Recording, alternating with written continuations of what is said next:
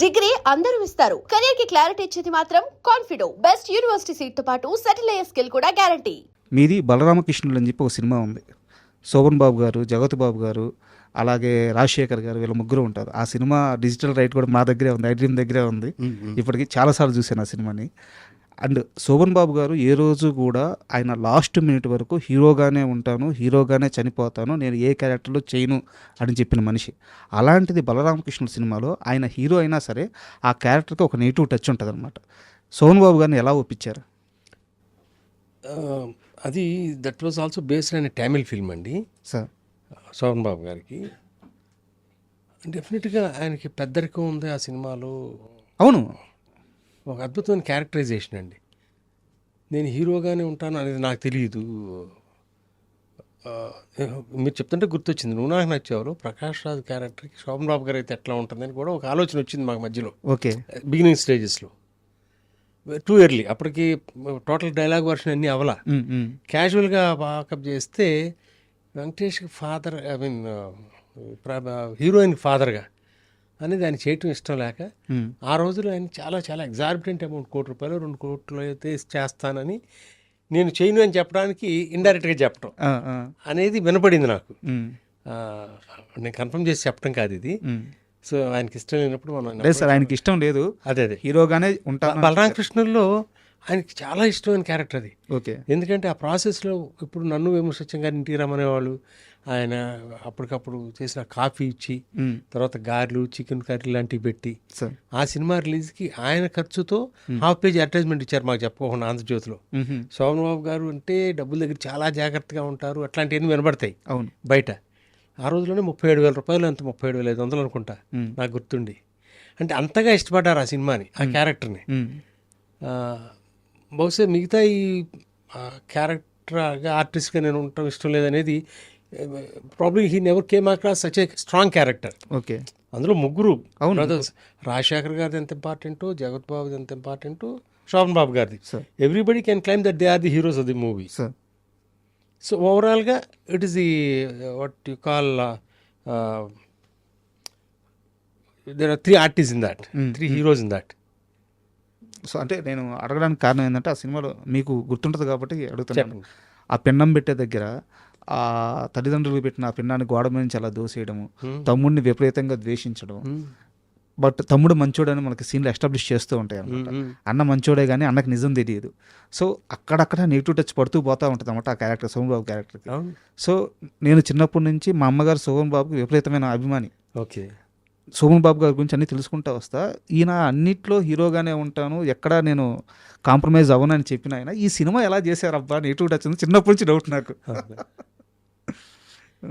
So అది పక్కన పెడతారు సార్. మీకు ఇందాక చెప్పాను ఆ సినిమా బలరామకృష్ణుడు మాకు ఉంది, ఐడ్రీమ్కి డిజిటల్ రైట్స్ మా దగ్గరే ఉన్నాయి. చరణ్ పాండ్యని ఆ సినిమా అండి అది. సార్ మా చైర్మన్తో మీకున్న అనుబంధం ఏంటి సార్?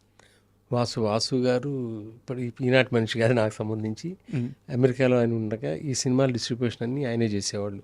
నువ్వు నాకు నచ్చావు, ఆయనకు ఇంకో పార్ట్నర్ కూడా ఉండేవారు. సో ఆయన ఎప్పుడు ఇక్కడికి వచ్చినా నన్ను కలవటానికి ఆఫీస్కి వచ్చినప్పుడు ఆయనకున్న పనులన్నీ పట్టించుకునేవాడు కాదు, ఇప్పుడు జరుగుతున్న సినిమా కథ చెప్తా ఉండేవాడు. That's the kind of intimacy we had. Sir అంటే మీరు ట్రావెల్ అయిన మనుషులు ఉన్నారు కదా సార్, ఇప్పుడు సిరివెన్నెల గారు కానీ ఇప్పుడు మీలాంటి వ్యక్తులు కానీ మా చైర్మన్ గారికి ఎందుకో మీ బ్యాచ్ అంటే ఒక రకమైన తనికెళ్ళ భరణి గారు కానీ ఒక రకమైన విపరీతమైన అభిమానం అనమాట. ఇప్పుడు సిరివెన్నెల గారి మీద మా దగ్గర ఒక ప్రత్యేకమైన ప్రోగ్రాం ఉంది, ఒక 30-40 ఎపిసోడ్లు ఆయన మీదే చేసిన ప్రోగ్రామ్ ఉంది. అండ్ మీతో జర్నీ గురించి ఇంటర్వ్యూ ముందు సార్ నాకు చెప్పారు, చాలా జాగ్రత్తగా చూసుకోరా, ఇంటర్వ్యూ ఎలా వస్తుందో నాకు తెలియదు కానీ వచ్చిన వ్యక్తి మాత్రం నా స్నేహితుడు, చాలా కంఫర్ట్గా ఉండాలి తను. వెంకటేష్ లేక మీరు చెప్తుంది చంద్రమోహన్ గారికి, ప్రకాష్ రాజ్ గారికి నా వాళ్ళని గొడవ కూడా నువ్వు బాగుపడతావు లేదో నాకు తెలియదు కానీ నీ వల్ల మా ఇద్దరి మధ్య Vasu such a nice person. And sir మీరు మిగతా దర్శకుల విషయానికి వస్తే ఈవీవి గారితో ట్రావెల్ అయ్యారు, ఒక సినిమా చేశారు పిల్లలు నచ్చింది. ఈవీవి గారితో ట్రావెల్ అయినప్పుడు అంటే ఈవీవి గారు మంచిగా కామెడీ రాస్తారు, చేస్తారు, కామెడీ పరంగా ఎంతో, బట్ ఈవీ మీద ఒక రకమైన మార్క్ ఉండేది, కొంచెం బూతు ఉంటుంది ఆయన సినిమాల్లో, ఆయన డైలాగుల్లో అని చెప్పేసి. అది మీకు ఇబ్బంది అవ్వద్దని ఎప్పుడు ఆలోచించలేదా ఆయనతో ట్రావెల్ అయ్యేటప్పుడు? పిల్లలు వచ్చిందిలో అట్లాంటి సమస్య రాలేదు నాకు తెలిసి అందులో అట్లాంటి అవును. అది కొంచెం పెట్టే తప్పు లేదండి. We have to క్యాటర్ for all sections of audience. మీరు 100 రూపాయల టికెట్ ఒక్కళ్ళనే ఆలోచించుకుంటే 10 రూపాయల టికెట్ వాళ్ళని కూడా చూడాలి కదా మనం. సార్ సో వాళ్ళకి కావాల్సింది కూడా ఎంతో కొంత, అవును. అంటే మరీ అసభ్యంగానే కాకుండా హద్దు మేరకోకుండా చేస్తే తప్పు లేదండి. సో ఈ Satyanarayana was a good friend of mind. Sir who use to travel well and బహుశా ఉంటే మరిన్ని సినిమాలు చేయగలిగి ఉండేవాళ్ళం ఆయనతో. ఆయన కూడా తొందరగానే పాపం. యా. అండ్ ఈవీవి గారి విషయానికి వస్తే సార్, వాళ్ళ ఇద్దరు పిల్లలతో మీరు ఎప్పుడు సినిమాలు చేయాలని కానీ లేకుంటే ఆ ట్రావెల్ అవ్వాలని ఎప్పుడు ప్రయత్నించలేదా? అట్లా స్పెసిఫిక్గా ఒక ఆర్టిస్ట్తో చేయాలని ఇదివరకు ఎప్పుడు అనుకునేవాడు కదా. రామ్తో స్టార్ట్ చేసిన తర్వాత రామ్తోనే చేశాను. అంతకుముందు ఇప్పుడు రామ్తో చేసినప్పుడైనా కానీ ముందు కథ ఏంటని డిసైడ్ చేసుకుని దీనికి ఎవరైతే బాగుంటారు డైరెక్టరు, ఆర్టిస్టులు ఎవరైతే బాగుంటారు అట్లా అప్రోచ్ అయ్యామండి. ఇప్పుడు నూరా నచ్చా గురించి మాట్లాడుకుంటున్నాం. ముందు ఈ ఒక్క విషయంలో త్రివిక్రమ్ భాస్కర్తో ట్రావెల్ అవ్వాలి. అది వెంకటేష్ అవుతారా, ఇంకొకళ్ళు అవుతారు అప్పటికి లేదు. నువ్వే కావాలి ముందు తీసుకున్నారని మేము ముగ్గురం కలిసి పనిచేయటం.